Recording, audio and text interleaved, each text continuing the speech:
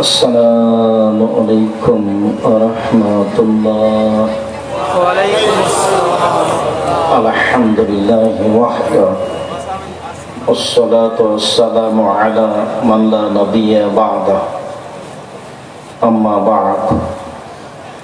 Fa'udhu billahi minasy syaithanir rajim.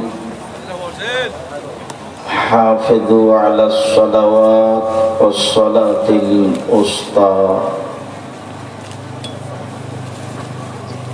An Anas radhiyallahu ta'ala anhu qala qala Rasulullah sallallahu alaihi wasallam awwalu ma yuhasabu bihi al-'abdu yawm al-qiyamah as-salah fa in salahat salaha lahu sa'iru 'amalihi wa in fasadat fasada sa'iru 'amalihi.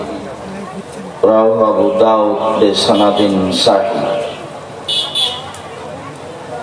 An Abi Hurairah radhiyallahu ta'ala anhu qala qala Rasulullah sallallahu alaihi wasallam as-salatu thalathatu akhlasin at-tuhuru thulusun ar-ruku' thulusun was-sujudu thulus faman addaha bihaqqiha qabilat minhu salatuhu wa qabila sa'iru amalihi wa in ruddat alayhi salatuhu rudda alayhi sa'iru amalihi. রাহুন নাসাই বিসানাদিন সাহিহ। সম্মানিত উপস্থিতি, প্রশংসা আল্লাহর জন্য, শান্তি অবতীর্ণ হোক আল্লাহ রাসূলের উপর সাল্লাল্লাহু আলাইহি ওয়াসাল্লাম। আজকের এই দিনী বৈঠকে সংক্ষিপ্ত সময়ে বক্তব্যের বিষয় সালাত, নামাজ। ইবাদতের জগতে সবচেয়ে গুরুত্বপূর্ণ, সবচেয়ে ব্যতিক্রম, ভিন্ন ধরনের ইবাদত হলো সালাত। সালাত এমন একটি ইবাদত যার উপরে নির্ভর করে অন্যান্য ইবাদত।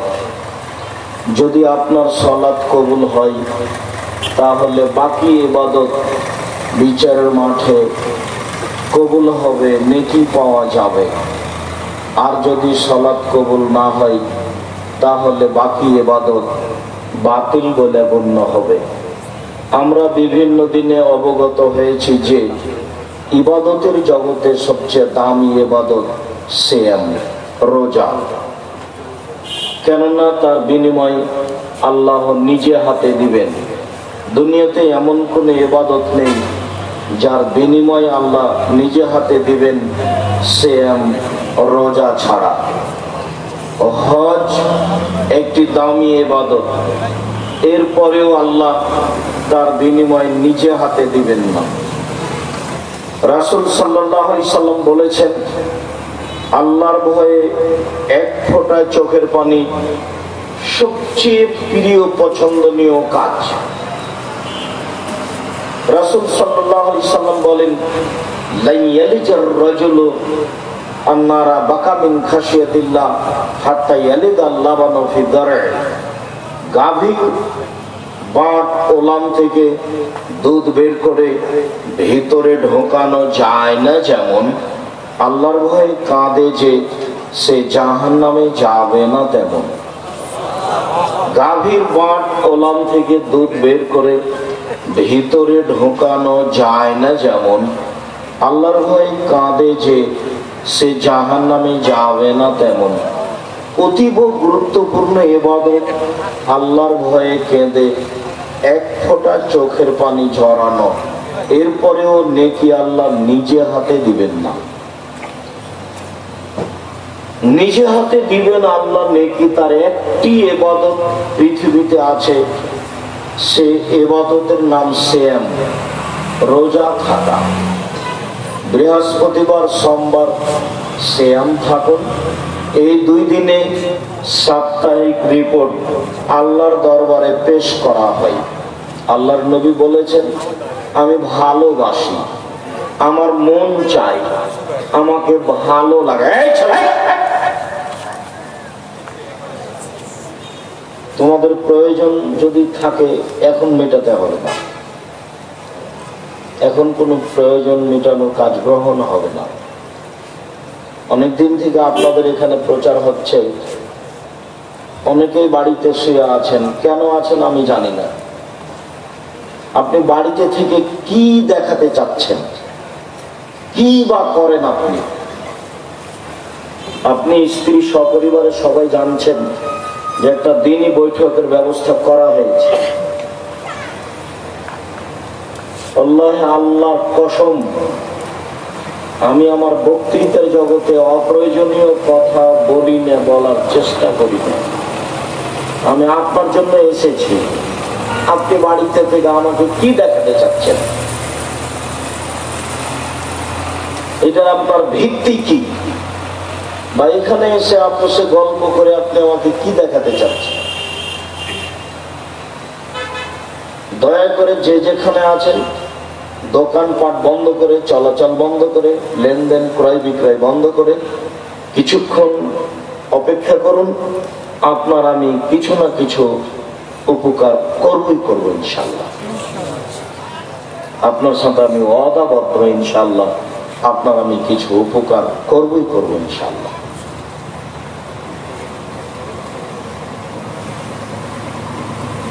আমাদের নবী মুহাম্মদ সাল্লাল্লাহু আলাইহি সাল্লাম বৃহস্পতিবার সোমবার সিয়াম থেকে ভালোবাসতেন। তিনি বলেছেন, আমার মন চায়, আমাকে ভালো লাগে, আমার যখন রিপোর্ট পেশ করা হবে পাপ নেকির, তখন আল্লাহ দেখুক যে আমি সিয়াম আছি, আমার রিপোর্টের সময় দেখুন। তো যেহেতু বৃহস্পতিবার সোমবার রিপোর্ট পেশ করা হয়, সেই জন্য আমি বৃহস্পতিবার সোমবার সিয়াম। আর বাৎসরিক রিপোর্ট পেশ করা হয় শাবান মাসে। তো তার জানা ছিল না সেদিন কোন দিন। তখন শাবান মাসে তিনি বেশি বেশি সিয়াম থাকতেন রিপোর্ট ধরার জন্য। যদিও আমার মাঝাবি ভাইয়েরা কিভাবে কিভাবে জেনে নিয়েছেন সেদিন 15 শাবান। এর প্রমাণে কোনো দলিল পেশ করা যায় না। বাৎসরিক রিপোর্ট ধরতে হলে শাবান মাসে বেশি বেশি সিয়াম পালন করতে হবে, এটাই ঠিক। যেহেতু আমাদের নবী মুহাম্মদ সাল্লাল্লাহু আলাইহি সাল্লাম শাবান মাসে রিপোর্ট ধরার জন্য বেশি বেশি সিয়াম পালন করেছেন। ইবাদতের জগতে সিয়াম যত দামি ইবাদত হোক না কেন, যদি আপনার নামাজ সালাত না থাকে তাহলে সিয়ামের ইবাদত কেটে দেওয়া হবে, এটা বাতিল। ইবাদতের জগতে ব্যতিক্রম বিরল ভিন্ন ধরনের হলো সালাত। যে ইবাদতের কাছে, ইবাদতের জগতে কোনো ইবাদত ধারে কাছে যেতে পারবে না, এটা নাই তো আর কিছুই নেই। অনেকদিনই বলেছি আপনাদেরকে আমি, ইবাদতের জগতে সবচেয়ে শক্তিশালী ক্ষমতাধর পাওয়ারফুল ইবাদত হলো দান। যতক্ষণ পর্যন্ত আপনার বিচারের মাঠে বিচার না হচ্ছে, ততক্ষণ পর্যন্ত দান আপনাকে ছায়া করে থাকবে বিচারের মাঠে। অথচ সেল এভাবে আসবে না, অথচ হজ এভাবে আসবে না, অথচ জিকির আজকার তাসবিহ তাহলিল সুবহানাল্লাহ আলহামদুলিল্লাহ এভাবে আসবে না। আসবে দান। দান যতই শক্তিশালী ইবাদত হোক, যদি আপনার বিচারের মাঠে সালাত না থাকে তাহলে দান বাতিল বলে গণ্য হবে। আমি বলিনি এই কথা, মুহাম্মদ সাল্লাল্লাহু আলাইহি সাল্লাম বলেছেন। এক ফোঁটা চোখের পানি আল্লাহর কাছে সবচেয়ে বেশি প্রিয় ইবাদত, এর তুলনায় কোনো বেশি প্রিয় ইবাদত নেই। দিন রাত কান্নাকাটি করছেন, চোখের পানি ঝরছে আল্লাহর ভয়ে, কিন্তু আপনার সালাত কবুল হয়নি, সালাত নেই, তখন এই কান্নাকাটি ইবাদতের নেকি বাতিল বলে গণ্য হবে, যা রাসূল সাল্লাল্লাহু আলাইহি সাল্লাম বলেছেন। মর্মে সকল দিনী ভাই বোনকে সালাত আদায় করতে হবে জরুরি ভিত্তিতে। মর্মে আমরা সালাতের উপরে কিছু কথা বলতে চাচ্ছি। আবু হুরায়রা রাদিয়াল্লাহু তাআলা আনহু বলেন, রাসূল সাল্লাল্লাহু আলাইহি ওয়াসাল্লাম বলেছেন, আউয়ালু মা ইউহাসাবু বিল আবদি ইয়াউমাল কিয়ামাহ সালাত। বিচারের মাঠে মানুষের যেটা প্রথম জিজ্ঞাসা হবে সেটা হলো সালাত। মানুষ হজ করবে, তার জিজ্ঞাসা। মানুষ দান খেরাত করবে তার জিজ্ঞাসা, মানুষ অন্যায় অবিচার করবে তার জিজ্ঞাসা, জোর করে অর্থ সম্পদ লুটে নেবে, জমি জায়গা দখল করবে তার জিজ্ঞাসা। সর্বপ্রথম যেটা জিজ্ঞাসা হবে সেটা হলো সালাত।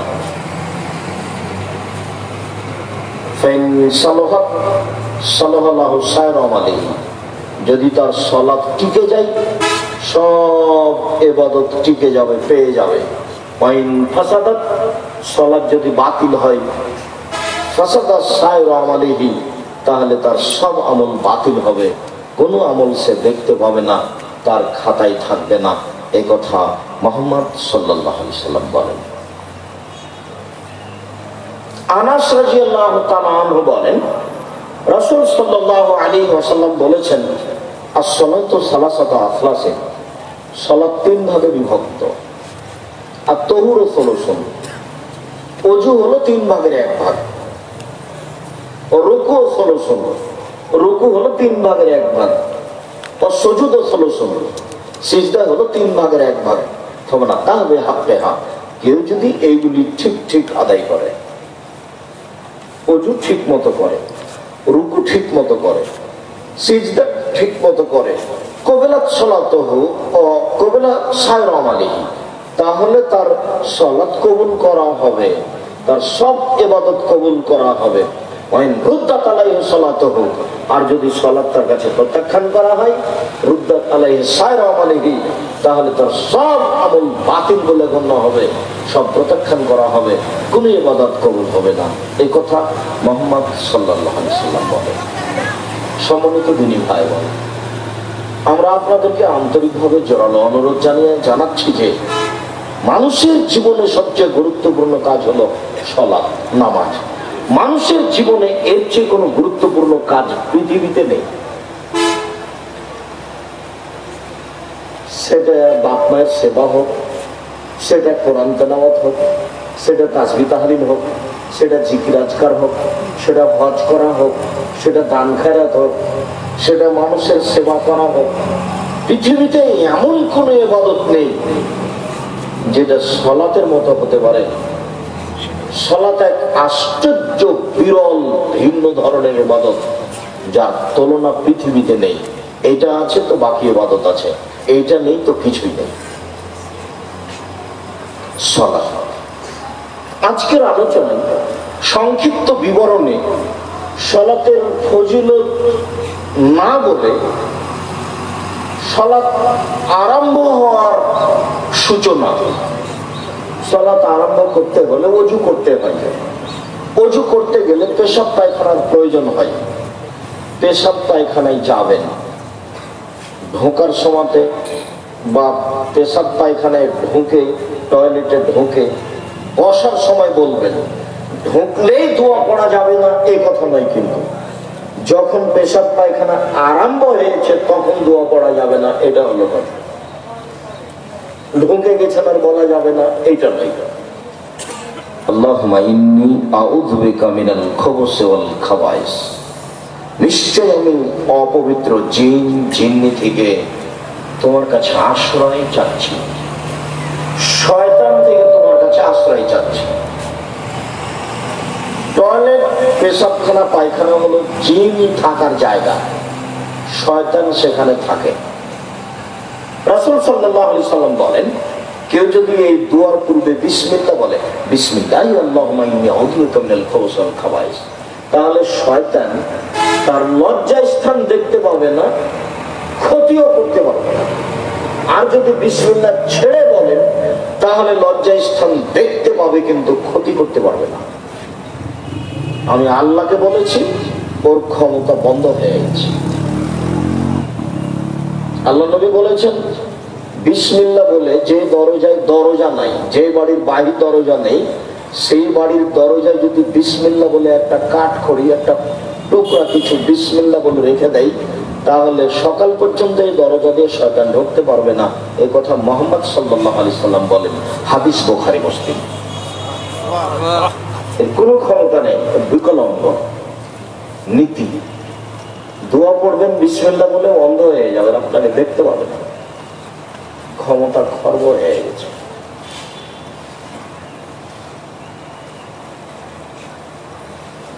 পেশাব পায়খানা থেকে বের হয়ে আসছেন, পবিত্রতার বিবরণ আমরা লকডাউনকে লক্ষ্য করে দীর্ঘদিন ধরে পবিত্রতার বিবরণ দিয়েছি। আসলে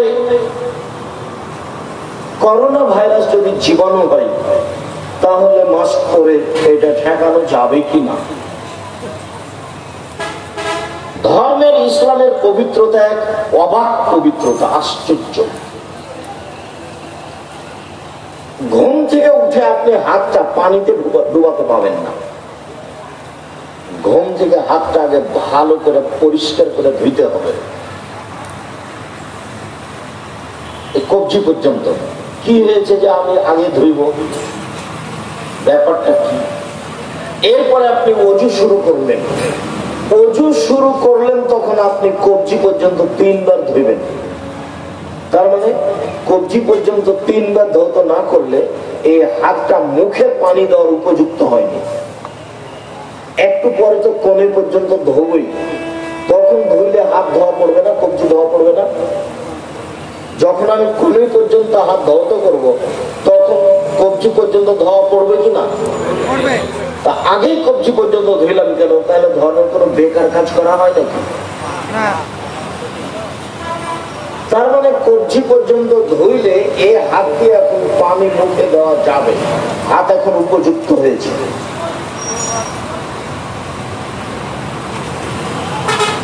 করোনা ভাইরাস থেকে বাঁচার জন্য মাস্ক পরলে একটা থেকে হিতে বিপরীত হবে, সেরে খেয়ে যাবে।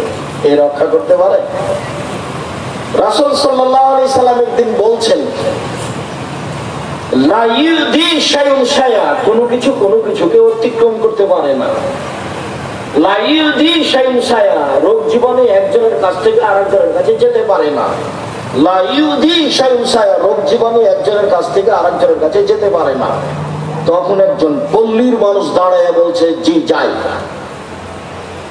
একটা উটকে চুলকানি খাওয়া হলে বাকি সব উটকে হয়ে যায়। তখন আল্লাহ রাসূল বলেন, এই মানাজরা বালাওয়ালা, প্রথমটাকে কিভাবে হলো বলো? একটা থেকে যে আরেকটা চলে যায় তো প্রথমটা কিভাবে হলো? তো সাহাবা আর কিছু বলছেন না। তখন রাসূল সাল্লাল্লাহু আলাইহি সাল্লাম বলছেন, শোনো, ইন্নাল্লাহা খালাকাল খালকা, ইন্নাল্লাহা খালাকা কুল্লা নাফসিন ওয়া কাতাবা হায়াতাহা ওয়া মাউতাহা ওয়া রিজকাহা ওয়া মাসাইবাহা। আল্লাহ প্রত্যেকটা প্রাণীকে সৃষ্টি করেছেন। সৃষ্টি করার সময় তার মরণ, তার জীবন, তার রুজি, তার বিপদ আপদ, রোগ ব্যাধি লিখে দিয়েছেন। সেই দিন যদি আপনার করোনা লিখা থাকে আর আজকে যদি আপনি পাথরের মধ্যে ঢুকে থাকেন, করোনা ভাইরাস আপনাকে ধরবেই। হাদিস যেভাবে এসেছে, আমি আব্দুর রাজ্জাক বিন ইউসুফ ওইভাবে বিশ্বাস করে আছি। আপনাকে করোনা ভাইরাস ধরেছে, আমি আব্দুর রাজ্জাক বিন ইউসুফ আপনার গাটা আমি সারাদিন বলাতে পারি। দেখতে পারেন, আল্লাহে আল্লাহর কসম, আল্লাহে আল্লাহর কসম, আল্লাহে আল্লাহর কসম, আপনার গায়ে হাত বোলাতে গিয়ে যদি করোনা আমাকে ধরে, আমি বলবো না আপনার কারণে হয়েছে, আমি বলবো সেদিন লিখা ছিল এই জন্য হয়েছে। মাস্ক সবসময় পরেন, সালাতে মাস্ক করতে গেলেন কেন? সালাতে তো মাস্ক পরা নিষেধ।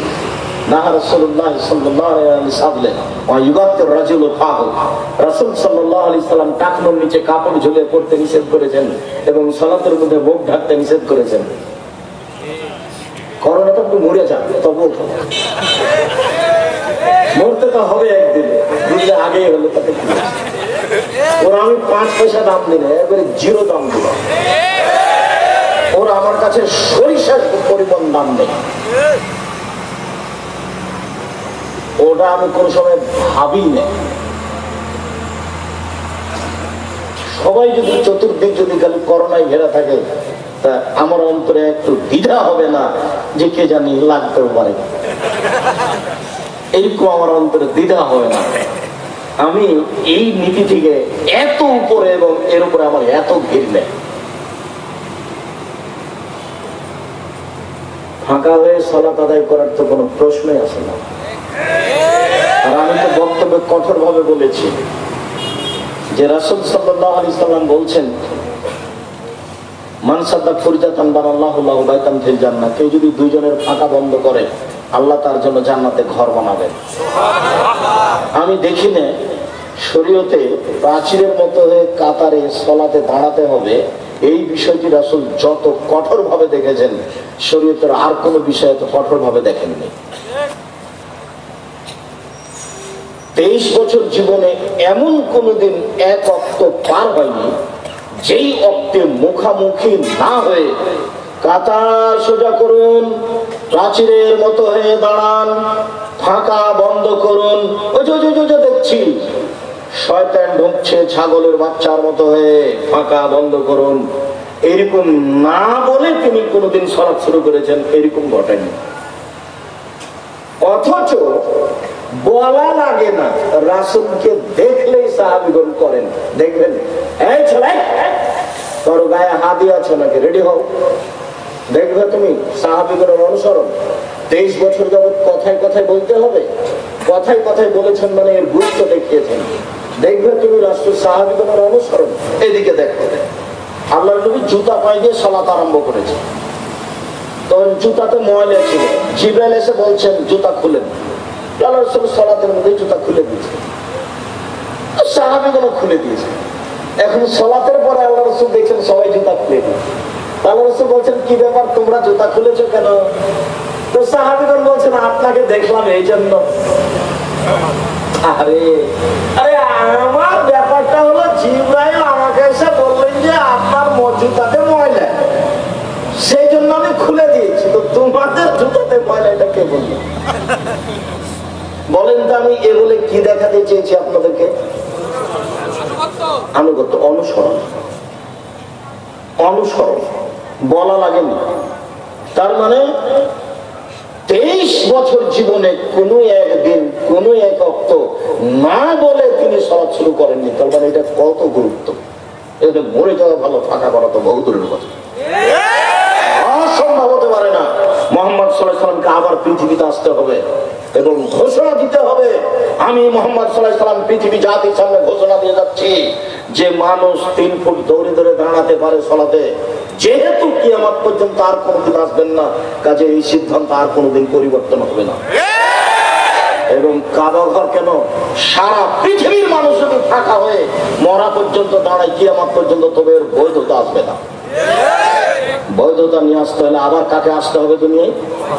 মুহাম্মদ সাল্লাল্লাহু আলাইহি ওয়াসাল্লাম। যেহেতু তিনি কিয়ামত পর্যন্ত আর কোনোদিন আসবেন না, কাজের বৈধতা কোনোদিন আর হবে না। সমস্যা কিসের সমস্যা? আল্লাহ নবী বলছেন যে সকালে মুমিন বিকালে কাফের হবে। সেটা হয়েছে এখন। ইংরেজদের যুগে হাজারো আলেম ওলামা দেশবাসী ধ্বংস হয়ে গেল, তারা শরীয়ত পরিবর্তন করলো না, বুকে হাত বাঁধবে, বলছে ফাঁসি হবে, বুকে হাত বাঁধবো, জোরে আমিন বলবো, ফাঁসি হবে। এটাই শরীয়ত মনে করে এইভাবে থেকে গেছে, দুনিয়া থেকে চলে গেছে, ফাঁসি হয়ে গেছে, পিছনে হটেনি।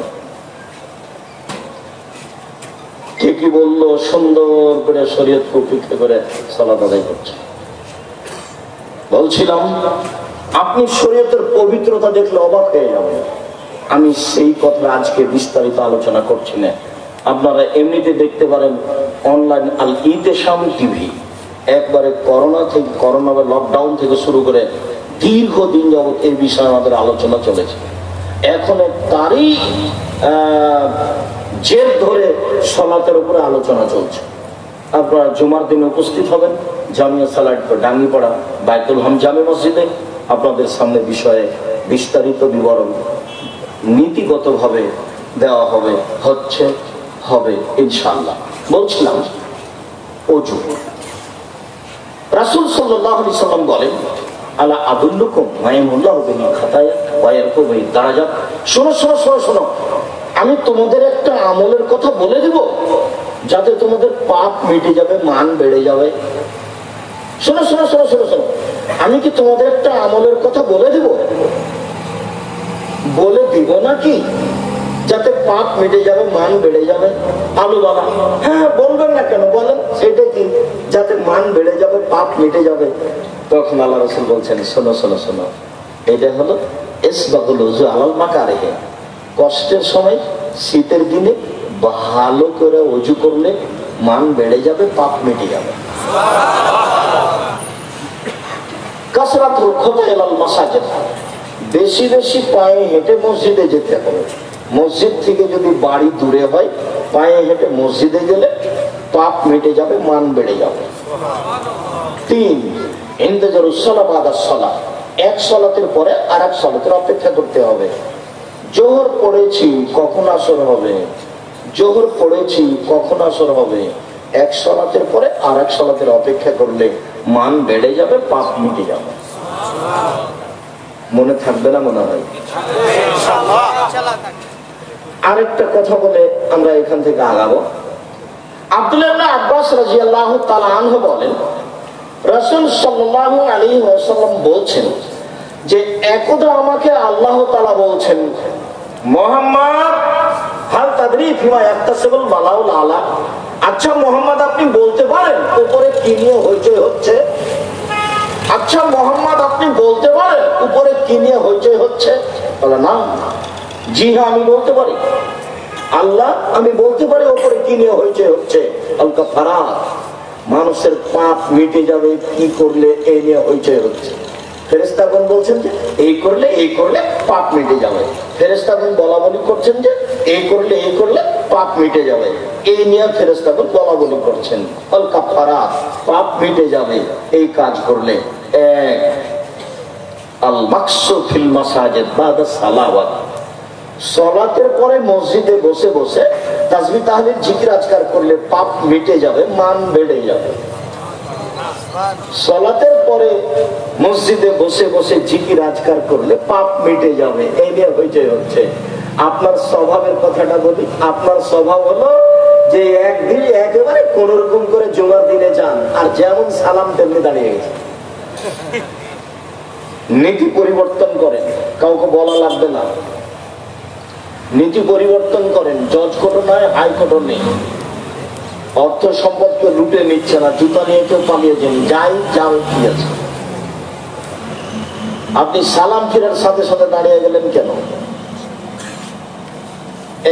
এক, সালাতের পরে মসজিদে বসে জিকির করলে পাপ মিটে যাবে। 2, আল মাসি আলাল আকদাম আল জামাত, পায়ে হেঁটে মসজিদে গেলে পাপ মিটে যাবে। 3, ইসবাগুল ওযু আলাল মাকারিহে, কষ্টের সময় শীতের দিনে ভালো করে ওযু করলে পাপ মিটে যাবে, মান বেড়ে যাবে। কথা কিন্তু আমার এইটা, ভালো করে ওযু করলে পাপ মিটে যাবে, মান বেড়ে যাবে। এইবার ওযু 1 মিনিট দেখাচ্ছি ভালো করে, তার আগে আপনাকে দেখাই ওযু শেষে ওমর রাদিয়াল্লাহু তাআলা আনহু বলেন, রাসূল সাল্লাল্লাহু আলাইহি ওয়াসাল্লাম বলেছেন, ইয়াকুল বাদাল ওযু, কেউ যদি ওযুর পরে বলে আশহাদু আল্লা ইলাহা ইল্লাল্লাহু ওয়াহদাহু লা শারীকা লাহু ওয়া আশহাদু আন্না মুহাম্মাদান আবদুহু ওয়া রাসূলুহু, তাহলে তার জান্নাতের সবটি দরজা খুলে দেওয়া হবে। ফালাদখুলু মিনাইয়া বাবিন মিনাল আবওয়াব, সে তখন জান্নাতের যে কোনো দরজাতে ঢুকতে পারে। বুখারী মুসলিম। জান্নাতের যে কোনো দরজায় ঢুকতে পারে, বুখারী মুসলিম। আপনি ওযুর পরে যদি বলেন আশহাদু আল্লা ইলাহা ইল্লাল্লাহু ওয়াহদাহু লা শারীকা লাহু ওয়া আশহাদু আন্না মুহাম্মাদান আবদুহু ওয়া রাসূলুহু, আমি সাক্ষ্য দিচ্ছি আল্লাহ ছাড়া কোনো মাবুদ নাই, আমি সাক্ষ্য দিচ্ছি মুহাম্মদ আল্লাহর রাসূল, তার কোনো শরীক নাই আল্লাহ। এই দোয়া যদি আপনি পড়েন ওযুর পরে, তাহলে জান্নাতের 8টি দরজা খুলে দেওয়া হবে, যেটা দিয়ে আপনার ইচ্ছা প্রবেশ করবে। আব্দুর রাজ্জাক সাহেব, আমরা যে মুখস্থ করেছিলাম আল্লাহুম্মা জাল্লি মিনাত তাওবিন ওয়া জাল্লি মিনাল মুতাতাহহিরিন, আল্লাহ তুমি আমাদেরকে তওবাকারীদের অন্তর্ভুক্ত করো, তুমি আমাদের পবিত্রদের অন্তর্ভুক্ত করো। হ্যাঁ, এটা বলতে পারেন, হাদিস ঠিক আছে, তবে নেকি কি হবে তা রাসূল সাল্লাল্লাহু আলাইহি ওয়াসাল্লাম বলেন। নেকি হবে, তবে কি হবে এমনটা বলেন। আর যদি এই কালেমা পড়েন তাহলে সব দরজা খুলে গেছে। সুন্দর ওযু, 1 মিনিট পেশাব পায়খানা থেকে ফিরে এসে সুন্দর করে ওযু করবেন। আয়েশা রাদিয়াল্লাহু তাআলা আনহা বলেন, কানাত ইয়াদু ইউমনা লিতামিহি ওয়া লিতুহুরিহি, রাসূলের ডান হাতটা ছিল ওযুর জন্য আর খাদ্য পানির জন্য, ওয়া ইয়াদুহুল ইসরা লিখালাইহি ওয়া মা কানা মিন আদা, বাম হাতটা পেশাব পায়খানার জন্য আর অপবিত্র খারাপ কিছুর জন্য। ভুলেও কোনোদিন বাম হাতে চা পান করবেন না। আর কেউ যদি বাম হাতে চা পান করে তাহলে তাকে ঠেকাবেন, ছি ছি ছি ছি ছি ছি ছি ছি, নাউযুবিল্লাহ। শয়তান খায় বাম হাতে। কে খায়? শয়তান খায়। রাসূল সাল্লাল্লাহু আলাইহি ওয়াসাল্লাম বলছেন, লা ইয়াকুলান্না আহাদুকুম বিশিমালিহি ওয়া লা ইয়াশরাবান্না বিহা, অবশ্যই অবশ্যই তোমাদের কেউ যেন বাম হাতে না খায়, বাম হাতে পান না করে, কেননা শয়তান বাম হাতে খায়, শয়তান বাম হাতে পান করে। বলেও কোনো সময় বাম হাতে কোনো কিছু খাবেন না। সিগারেটটা ধরে আছে বাম হাতে, সিগারেট এমনিতেই হারাম, এটা আরো হারাম। বাম হাতে গিলাস ধরবেন না। বক্তব্য শুনে মুনাফিকি করার চেষ্টা করিয়েন না। আমি ব্যক্তিগত কোনো কথা বলিনি, আপনার কিছু উপকার করতে চাই। আপনিও মানুষ, আজ হোক আর কাল হোক একদিন চলে যেতে হবে, এই কথাই ঠিক। আগে হোক আর পরে হোক। দীর্ঘদিন ধরে দেখে আসছিলাম শ্যাম মাস্টারকে, এই নদাপাড়া মাদ্রাসার সাথে জড়িত ছিলেন। হাফিজউদ্দিনকে দেখলাম, তারা আজকে দুনিয়া থেকে চলে গেছেন। তারা অনেক বড় সমাজসেবক ছিলেন। আল্লাহ তাদের জান্নাতবাসী করুক, তাদের কবরের শাস্তি মাফ করুক। এলাকা থেকে যারা চলে গেছে তাদেরকে আল্লাহ জান্নাতবাসী করুক, তাদের কবরের শাস্তি মাফ করুক।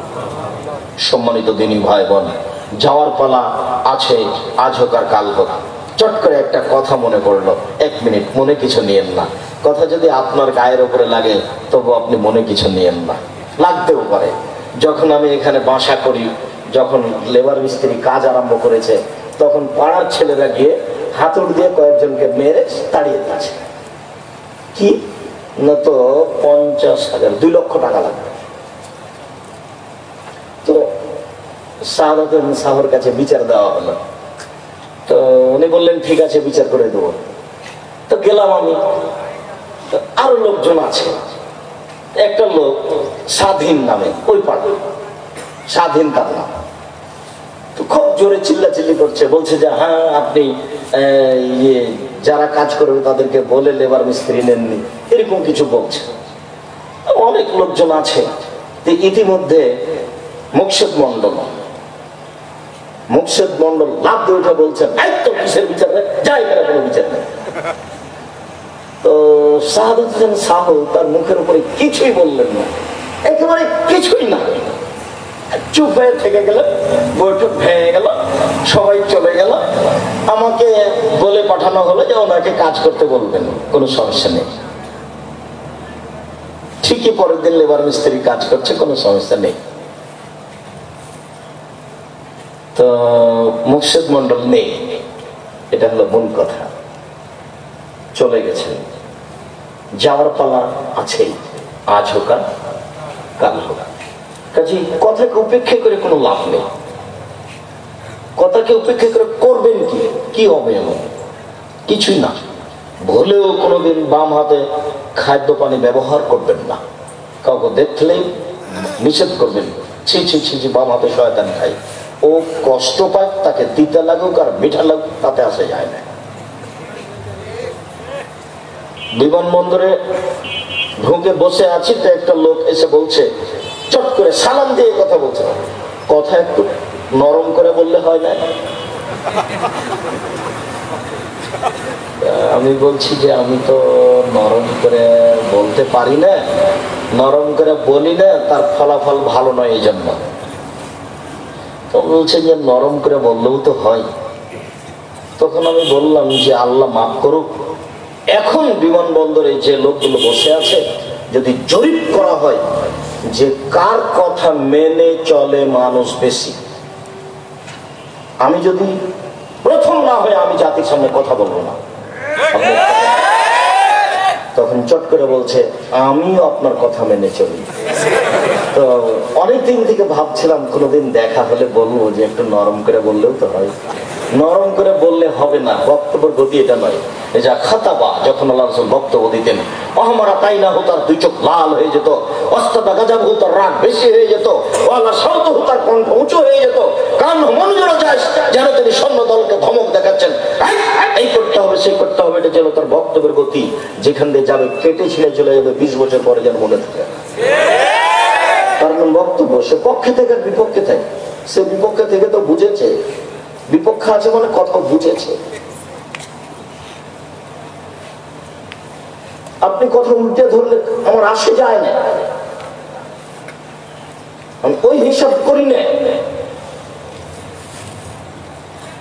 মক্কা মদিনায় যদি কিয়ামত পর্যন্ত মানুষ ফাঁকা হয়ে দাঁড়ায়, তবে আমি আব্দুর রাজ্জাক বিন ইউসুফ আমার হায়াতের বৈধতার ফতোয়া দেব না।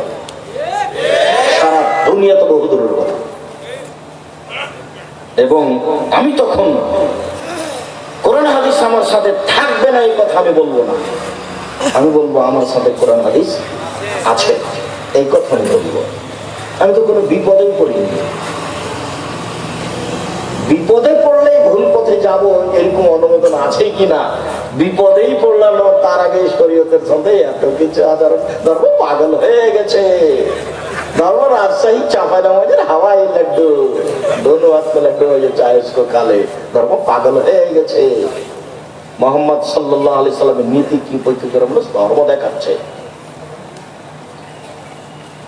শুনুন সম্মানিত দিনী ভাই বোন, ভুলেও কোনোদিন খাওয়ার জন্য, পবিত্রতার জন্য বাম হাত ব্যবহার করবেন না। এসব পায়খানায় বাম হাত ব্যবহার করবেন, শয়তান বাম হাতে খায়। সুন্দর করে ওযু হয়েছে, দোয়া পড়েছি, এইবার সালাত।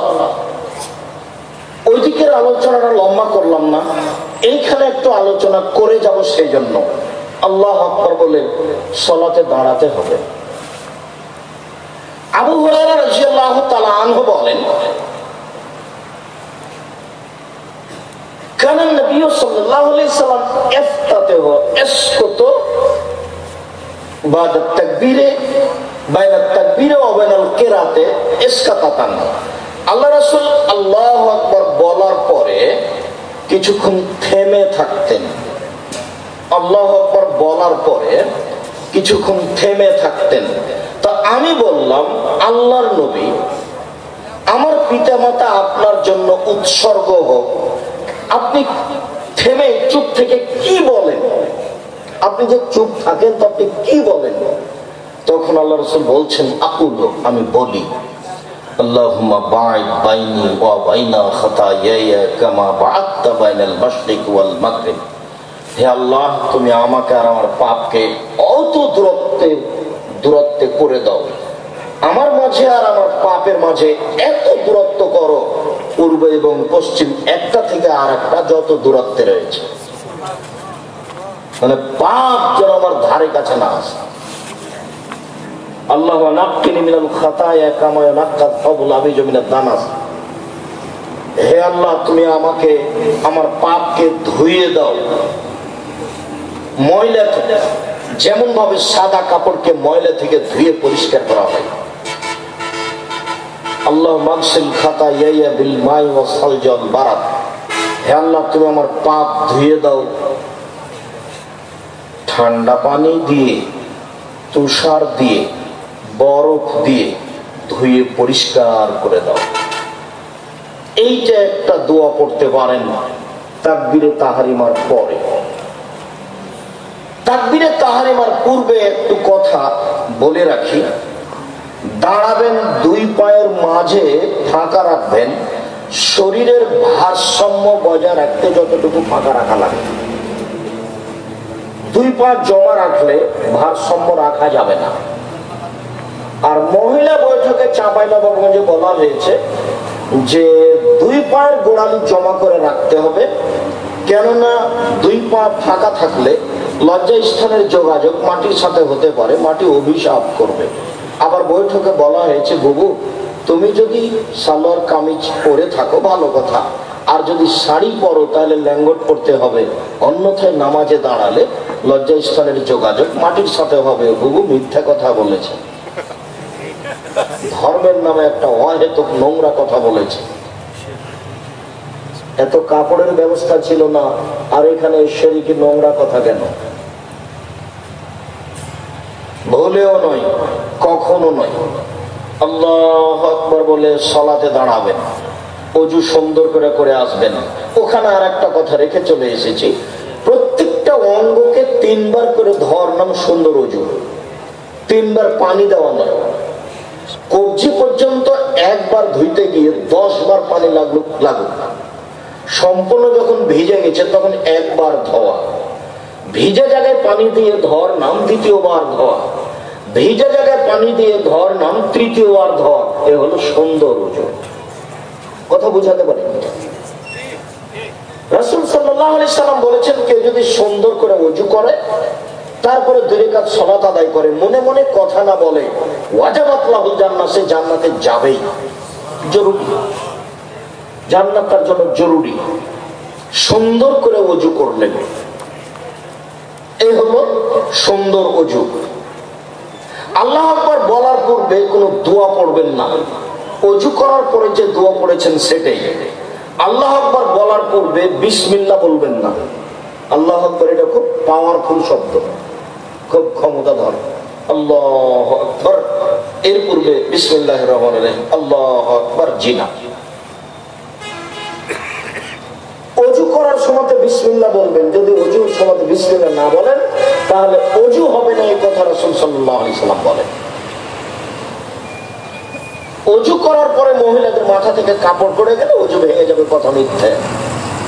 অজু করার পরে নখ কাটলে অজু ভেঙে যাবে, কথা মিথ্যে। অজু করার পরে বাচ্চাকে দুধ খাওয়ালে অজু ভেঙে যাবে, কথা মিথ্যে। অজু করার পরে কুকুর ছুঁয়ে নিলে অজু ভেঙে যাবে, কথা মিথ্যে। অজু করার পরে অজু ভেঙে যায় না। কি করলে অজু ভাঙে? পেশাব করলে। কি করলে? পায়খানা করলে। কি করলে? বায়ু আসলে। কি করলে? ঘুমিয়ে গেলে। কি করলে? উটের গোস্ত খেলে। এছাড়া ঘেরা গোসলখানায় পরনে কাপড় নেই, খালি গায়ে গোসল করছেন, এরপর অজু ভেঙে যাবে না। লজ্জা স্থানে যদি হাত পড়ে অজু করা, গোসল করার সময়, তাহলে কি অজু ভাঙবে না?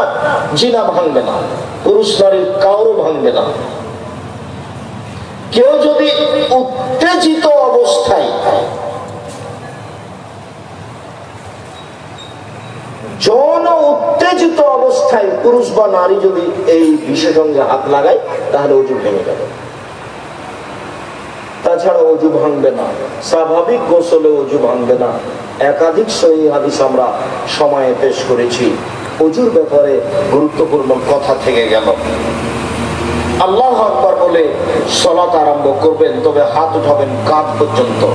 কিছু হাদিসে এসেছে কাঁধ সামনাসামনি, কিছু হাদিসে এসেছে কানের লতি সামনাসামনি, কিছু হাদিসে এসেছে কান সামনাসামনি। তাহলে কান সামনাসামনি, কানের লতি সামনাসামনি, কাঁধ সামনাসামনি। সবচেয়ে উপরে গেল কান, তারপরে কানের লতি একটু নেমে আসলো, তারপরে কাঁধ সামনাসামনি আর একটু নামলো। আল্লাহু আকবার বলে এরকম করবেন না। আল্লাহু আকবার, আল্লাহু আকবার, এরকম করবেন না। বুঝাতে পারিনি? এই মাপে সুন্দর করে হাত উঠাবেন। আল্লাহু আকবার। তারপরে বুখারী মুসলিমের হাদিস, কানা নাস ইউমারুনা আন ইয়াজার রাজুলু ইয়াদাহুল ইমনা আলা জিরাহিল ইসরা। বলা হতো যে, রাসূলের যুগে বলা হতো যে মানুষ ডান হাত বাম হাতের বাহুর উপরে রাখবে। ডান হাত বাম হাতের বাহুর উপরে রাখবে। এবার ধরেন নাভির নিচে যেতে পারবে না। 3টি সহিহ হাদিস বুকের উপরে রাখা, কবজির উপরে কবজি। 4টি জয়ীফ হাদিস নাভির নিচে রাখা। নাভির নিচে রাখার কোনো হাদিস গ্রহণীয় নেই। বুকের উপরে রাখবেন, হাদিস সহিহ। তারপরে এই সানা পড়বেন, তারপরে আপনি বলবেন আউযু বিল্লাহি মিনাশ শাইতানির রাজিম, মারদুদ বিতাড়িত শয়তান থেকে পরিত্রাণ চাচ্ছি, বিসমিল্লাহির রহমানির রহিম, পরম দয়াতা দয়ালুর নামে আরম্ভ করছি।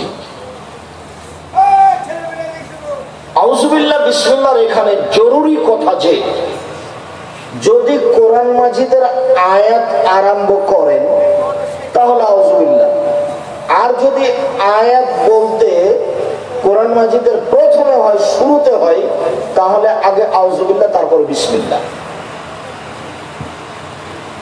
আবার ভালো করে মনে করবেন, প্রথমে শুরু করলেন আউযুবিল্লাহ বিসমিল্লাহ বলে সূরা ফাতিহা, তো এখন আউযুবিল্লাহ বিসমিল্লাহ দুটাই বলতে হবে।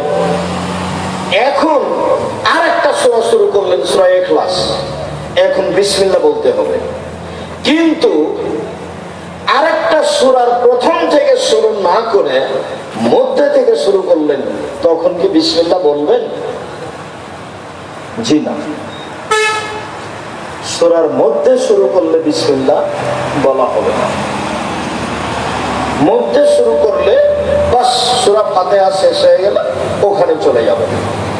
আলহামদুলিল্লাহি রাব্বিল আলামিন, বিশ্ব জগতের প্রতিপালকের প্রশংসা। আর রহমানির রহিম, তিনি হচ্ছেন পরম দাতা দয়ালু। মালিক ইয়াউমিদ্দিন, তিনি হচ্ছেন বিচার দিনের মালিক। ইয়াকা না'বুদু, একমাত্র তোমার ইবাদত করি। ওয়া ইয়াকা নাস্তাঈন, একমাত্র তোমার নিকটে সাহায্য চাই। ইহদিনাস সিরাতাল মুস্তাকিম, তুমি আমাকে সোজা সঠিক পথ দেখাও। সিরাতাল লাযীনা আন'আমতা আলাইহিম, ওই পথ দেখাবে যে পথের উপরে তুমি দয়া করেছো, ওদের পথ তুমি দেখাও যাদের প্রতি অনুগ্রহ করেছো।